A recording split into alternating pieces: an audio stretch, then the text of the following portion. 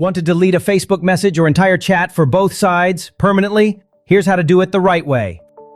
First, open the Messenger app and find the conversation you want to delete. Tap and hold the specific message you sent, not the whole chat, and you'll see a few options pop up. Tap More. Then choose Unsend.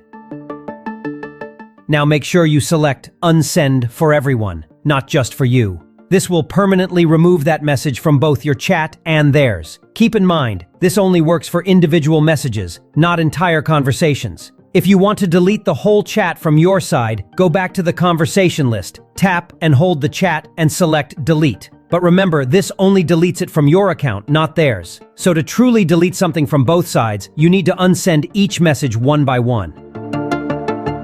If this helped, give the video a like, subscribe, and check out more helpful messenger tips right here on the channel.